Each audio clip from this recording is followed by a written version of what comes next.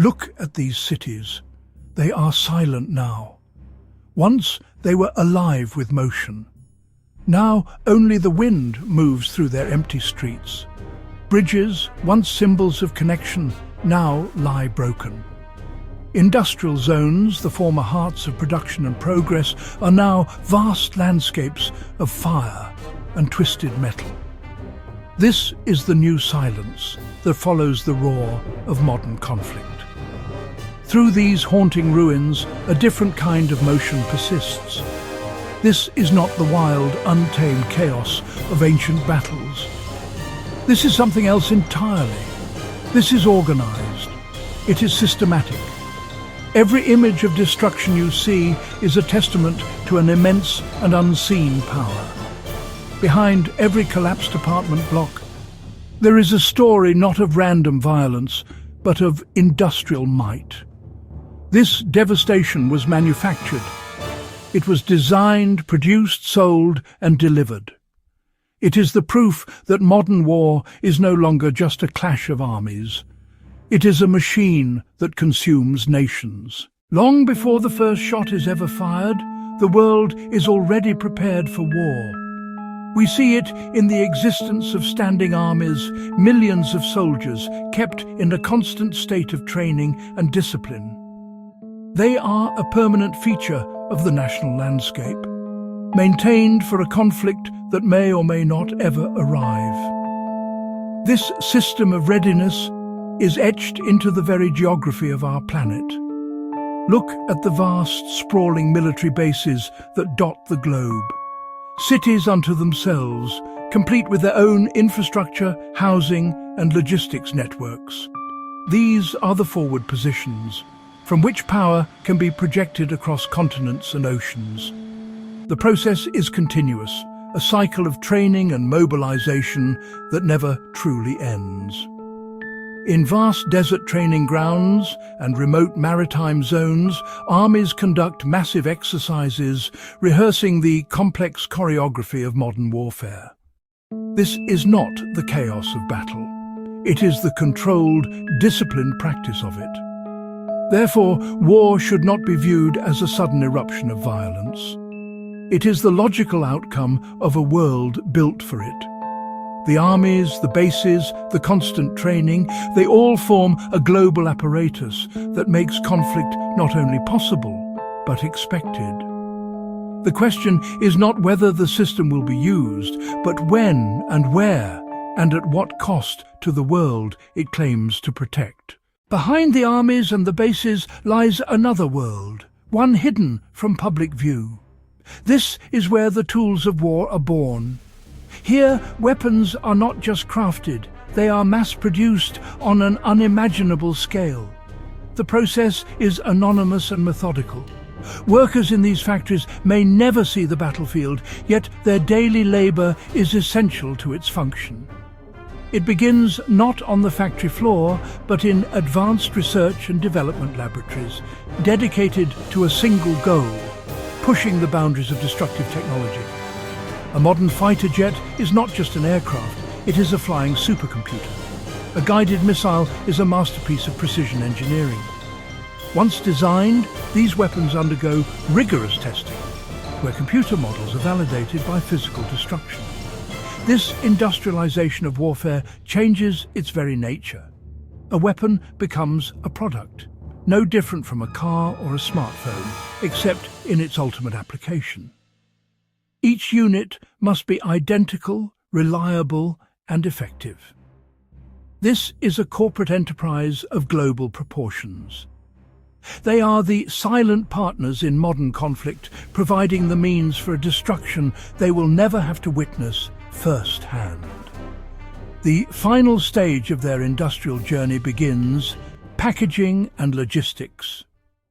The global arms trade, a vast, shadowy network, the circulatory system of modern warfare.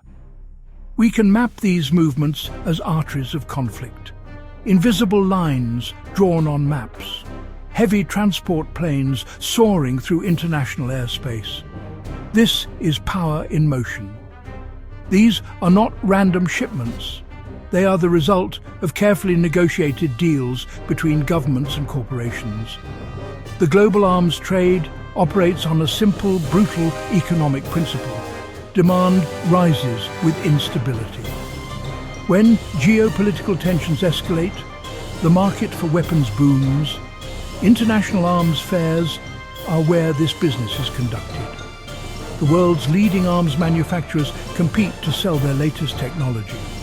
The product is lethality. The currency is geopolitical influence. The delivery of a new squadron of fighter jets can shift the balance of power in an entire region. The global trade network connects the sterile factory to the brutal battlefield. It is a perfect, closed loop, an economic engine that feeds on its own destructive output. The industrial process is over. The operational one is about to begin. In the arena of global politics, military strength is the ultimate currency. This is the diplomacy of force, where the latent threat of military action shapes alliances, defines borders, and dictates the terms of international agreements. These are not merely ceremonial events. They are nationalistic showcases of power, reminding its own citizens of the strength that protects them and warning other nations of the consequences of confrontation. Supplying weapons to allied nations or to non-state actors allows a powerful country to shape the outcome of a conflict from thousands of miles away. This is the strategy of proxy warfare, a method of waging war by remote control. It allows a patron state to pursue its strategic interests, all without committing its own soldiers to the front lines. The proxy becomes an extension of the patron's will. But this strategy creates a profound and often perilous dependency. The proxy becomes reliant on the continued flow of supplies, ammunition, spare parts, intelligence. The local conflict becomes a pawn in a larger geopolitical contest, a landscape of perpetual conflict where wars are managed rather than resolved. The global ecosystem of military power is dominated by a small, exclusive club of nations. These are the world's leading arms producers and exporters.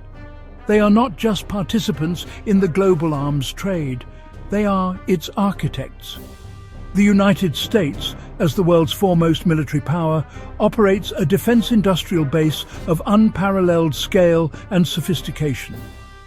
Russia leverages its long history of military engineering to export rugged and effective hardware. Meanwhile, European powers like France, Germany, and the UK specialize in high-tech niche systems, competing for lucrative contracts across the globe. The global reach of these arsenals is immense. This distribution network creates a global web of military dependency, tying the security of many nations to the industrial output of a few. The foreign policy decisions of these leading exporters can determine whether a region arms for war or seeks peace. They are the gatekeepers of modern military power. The balance sheet of this global industry is deceptive. It shows staggering revenues. But this accounting tells only one side of the story. The real invoice is delivered to the nations that become theaters of war. It is written in the language of destroyed infrastructure. Power plants that no longer provide electricity. Roads that no longer connect people. Airports that no longer operate. This cost is measured in lost decades of development. A generation of children growing up surrounded by rubble. Their education interrupted, their opportunities erased, the social fabric torn by violence and displacement, psychological trauma becoming a permanent part of collective identity. The echoes of an explosion fade in seconds. But the consequences reverberate for generations. Immense revenue cannot rebuild a single school. Political influence cannot restore a single life. The real cost of this power is a future that will never be. In the end, we are left with silence. The clamour of the factory floor has faded. The roar of the cargo jets has ceased. The thunder of the explosions has passed. All that remains is the profound, unsettling quiet of the aftermath. We are left with the images of stationary machines and ruined nations. These are the tools of a finished job, the artifacts of an industrial process of destruction. The silence is a void. It is the absence of life. It is the absence of hope. The tragedy is that the same human genius that can design a hypersonic missile could also build a city, cure a disease, or explore the stars. Modern war is not a lapse into chaos. It is the result of a highly organized, technologically advanced, and immensely profitable system. It is a machine of our own making. The damage it leaves behind lasts far longer than the battles, and the silence it creates is its most enduring legacy. And in that silence, we are left with a single, chilling question.